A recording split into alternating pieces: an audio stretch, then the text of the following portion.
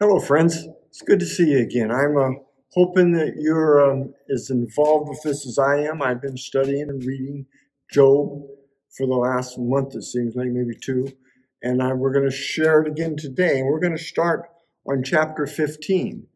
However, we're going to back up just a couple of thoughts to remember where Job is. I know this thing seems to be dragging on and going on, and we're repeating ourselves over and over again. And maybe in the idea of doing that, we're just learning a lesson of what it's like to go through the misery of being uncomfortable. And this just goes on. And I didn't write it. I'm just talking about it. Okay, so let's just get back here. And Job has gone through this miserable catastrophe. He's wishing he was going to die. He's complaining about it. He says, even a tree has a better life than I do. And it's awful because if the tree gets cut down, it might grow up. I'm knocked down and I'm not coming back. I'm just sure that it's over for me. So now we're going to go on to the second round of his friends responding to what he has said. So we'll go back to Eliphaz. And Eliphaz is going to listen to what Job said, which he did. The three of them are there. And he answers and he says, and this is unbelievable when I think about it, because these guys are friends. Think about this. These guys were claimed to be friends of Job. Job is down and out and couldn't get much worse in his life. And Eliphaz comes to him and says, you know, a wise man wouldn't answer with such empty talk. You are nothing but an old windbag. The wise don't engage in empty chatter. The good, what good are such words? Have you no fear of God, no reverence of him? I mean, is that the way you talk to a friend who's down and out? You're just an old windbag, Job. You stop your whining and sniveling. Then he goes on to say, were you the first man ever born? My goodness, do you have a monopoly on wisdom?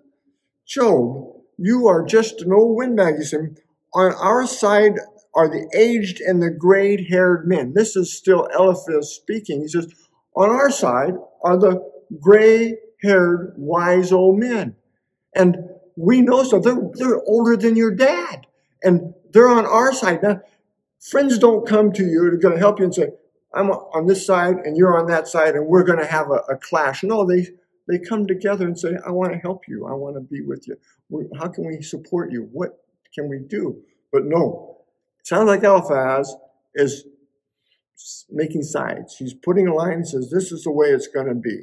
And he says, is God's comfort too little for you? And we all know, we've heard Job speaking, We've heard Job speaking, and he says, I'm down and out, and it's God's doing, and I'm accepting this because God's doing, but I don't know why he's doing it to me. And Eliphaz is saying, is God's comfort too little for you? What has taken away your reason? Can any mortal be pure? Can anyone born of a woman be just? So Eliphaz is telling him, you know, what do you expect? You're born of a woman. You can't be pure. You're going to have problems. And we know that problems come on evil people. And Job, you're just an evil man. That's what we're gathering. We are making an assumption that you have obviously sinned, and people in the Lord treats people poorly that have sinned. Now, we don't necessarily agree with that thinking because we know many people who are doing extremely well that are sinners. Because what? We've all sinned and come short of the glory of God. So Job is sitting here. He's being completely beat up. His friends are beating him down. And he's saying, can any mortal be pure? Can anyone born of a woman be just? And then he says, if you will just listen to me, I will show you. Eliphaz is saying, listen to what I have to say because I know because I'm on the right side. You're on the wrong side. And he says, the wicked writhe in pain throughout their lives. Now we know that's not entirely true, but they believed it in the day that when you were a sinner, God rewarded you with punishment at the time. And he's saying the wicked writhe in pain. He says, years of trouble are stored up for the ruthless. The sound of terror rings in their ears, and even on a good day, they fear the attack of the destroyer. They dare not go out into the darkness for fear that they will be murdered. Would that be a terrible way to live, to have fear all the time? We fear not because we walk with the Lord. But the thing is, they're telling Job, you're just got to be a bad character. Why else would this come upon you? You were a wealthy, rich man, and you've been struck down. They shake their fists at him and defy the Almighty. Let me write that one more time. For they shake their fist at God, defying the Almighty. They're talking about the wicked. The wicked have no fear of God because they know that they're going against him. And they're saying that, Job, you are obviously doing evil, and you're a wicked man because you must be shaking your fist at God because you have all these terrible problems. Then he goes on to say, again, this is as Eliphaz speaking, he says, these wicked people are heavy and prosperous. Their waists bulge with fat. Now, I think in today's standards, we look outside, we kind of think you got to be slim and trim and so forth, and you're doing good. But in that day, if you were plush, if you were flush, if you were wealthy, if you were an important man, you would eat a lot and you would gain weight. And that was a sign of prosperity. It's kind of, I guess maybe because they didn't have cars to drive around and show off their wealth. They didn't have fancy clothes. I mean, how fancy can you make a donkey or a camel or woven clothes that are like robes? I mean, you eat and you get plump. And that's what he's saying. The wicked people are heavy and prosperous, and their waists bulge with fat. He says, but their riches will not last. Their wealth will not endure. They will not escape the darkness that comes their way. Because obviously, if you're wealthy and rich, you've been doing something wrong. I mean, this is an erroneous assumption, but they made it, and they're applying it to Job. So Job is struggling with this, and he's trying to tell him, I'm doing okay. I just don't know why this is happening.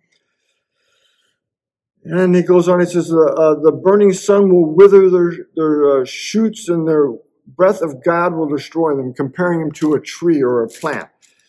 Let them no longer fool themselves by trusting in empty riches, for emptiness will be their only reward, saying, these riches do not last forever. The wise man stores his riches in heaven. So they just tell him, Job, it's just caught up with you, my friend. You did this, and it's caught up with you, and you're getting your just due. And as we said last week when we were talking about this, it was Bildad who said, you didn't get half of what you deserve, Job. You really deserve a whole lot more worse. God, you ought to look at God and think, thank you for being so merciful to me. It says, for the godless are barren, their homes enriched through bribery will burn. They conceive trouble and give birth to evil. Their wombs produce deceit. That's not a very kind thing to say to a man who's down and out. But again, Eliphaz is thinking, you deserve this. His three friends come to Job, and they're going to try to comfort him. They've drawn the sides. They've drawn a line and says, you're on this side, we're on that side, we're right and you're wrong, and you're being punished. That's all there is to it. So, chapter 16, Job's going to try to defend himself, and he has a lot to say. Job says, I've heard all this before. What miserable comforters you are. Won't you ever stop blowing hot air? What makes you keep on talking? I could say the same thing to you if I were in your place. I could spout off criticism and shake my head at you.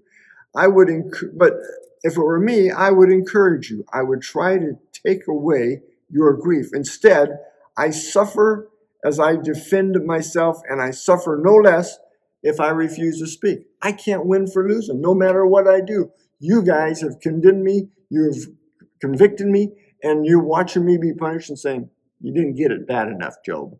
They're just picking on him, and Job is telling him, you're miserable, miserable comforters. Man, it's kind of like we're friends like these who need enemies, right?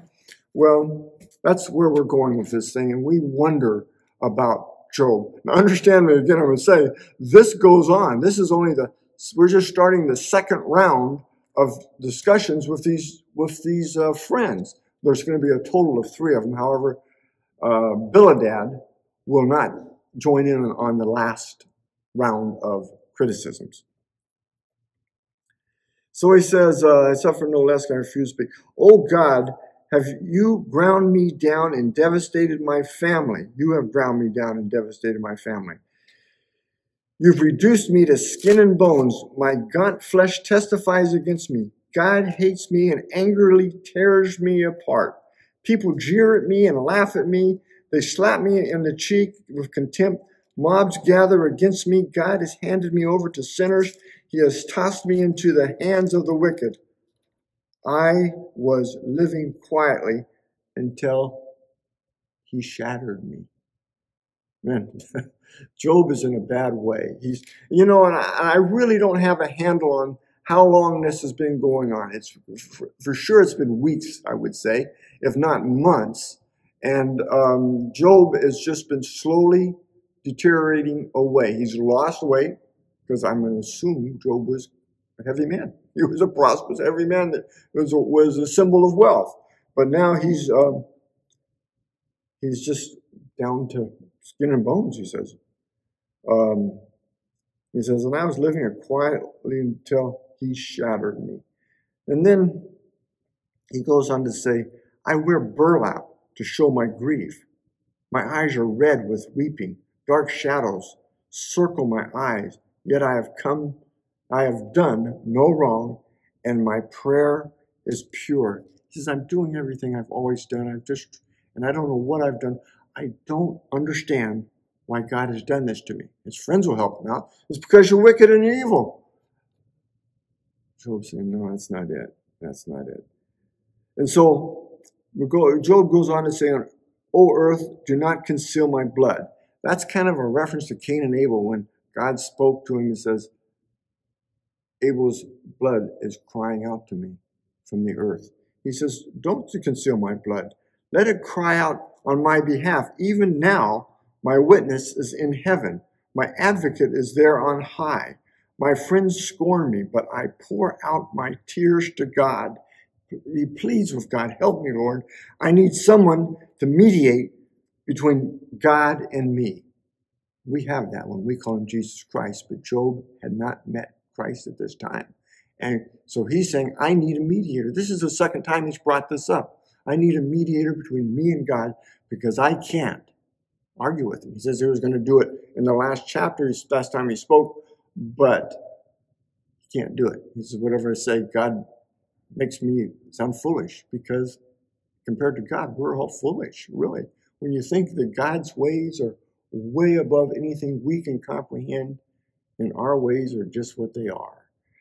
He says, I need someone to mediate between God and me, as a person mediates between friends. For soon I must go down that road from which I will never return. And that is into the grave. So then he goes on to verse 17.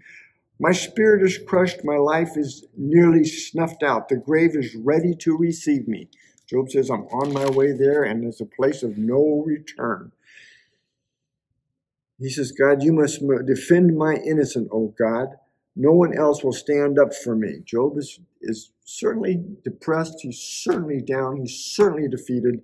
And I'm going to say this right now, and just forgive me for saying it, but when we're down and out, the Lord comes to our Biden, and he comes and helps us. He says, I'm here for you. The Lord helps him, a man who's down and out. And Job is not lost. He's just confused. He's bewildered, and he does not understand what's happening. Because remember, he's being held up by God as being a righteous, holy man, and would not turn his back on God, would not curse God. So this is Job is not lost. He's just really beat up. And God is there with him. He says, God has made a mockery of me among the people. They spit in my face. My eyes are swollen with weeping. Again, he's talking about swollen eyes, and I am but a shadow of the former self. He says, as for all of you, talking back to Eliphaz and Bildad and the Shuhite, which was Odad. But help me out, guys. We'll let it go. For all of you, come back with a better argument, though I still won't find a wise man among you. My days are over. My hopes have disappeared. My heart's desires are broken. These men say that night is day, and they claim that the darkness is light. What if I go to the grave and make my bed in the darkness? Where then is my hope? My hope will go down with me to the grave, and we will rest together in the dust. Job is saying, I've been beat. I have been beat. I cannot come back. I'm going to die here. I'm going to the grave because I can't do anything. I don't understand this. And I'm just absolutely flabbergasted. Why have you done this to me, Lord? I've done everything I could do for you, and you have let this happen to me. Well, again, we are going to find out that there is a reason and that Job is going to come out fine. However, we have a little bit more discussion to go through because next week, Bildad, that was the name I was searching for, Bildad is going to help him, is going to answer and reply to Job's talk. All we need to remember is that Job is walking with the Lord even in this time of being down and out. And he says, I'm ready to go home. And maybe there's something after this grave, but I'm not counting on it. But maybe I can get away from this pain. Okay, so next week we're going to start in chapter 18. But right now, I would just like to remember that you are studying this book with me. I know it's long. It seems drawn out. It seems to be going on and on and on. It kind of reminds me of the days we're having for the last 6 months of being locked down, having masks, not being close with each other. It's going on and on and on. And that's what God does to us, just to say, I'm taking care of you. Remember, you can always lean on me. I will never leave you or I will never forsake you. Keep that in your mind. Okay? With that, I'm going to say, have a wonderful, wonderful week. And God bless all of you. Bye now.